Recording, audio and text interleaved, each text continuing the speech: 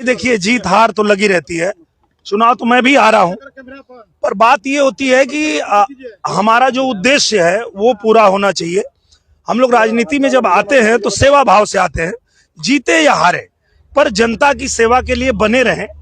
और हम लोग ने वही किया। हम जब 19 में हारे तो हम लगातार आजमगढ़ में बने रहे, फिर जनता ने हमारा साथ दिया।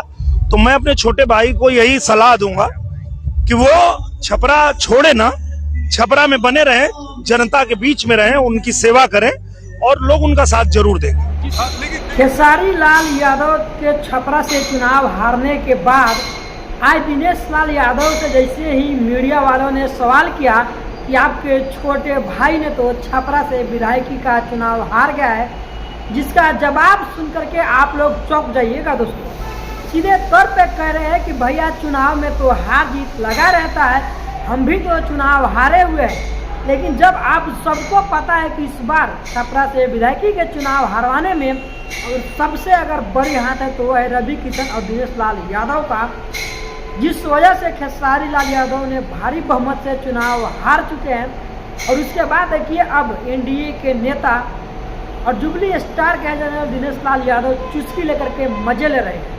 आप लोग इनका बयान सुनिए, फिर आप सबको पता लग जाएगा कि दिनेश लाल यादव खेसारी लाल के प्रति इनका कितना अनुभूति है।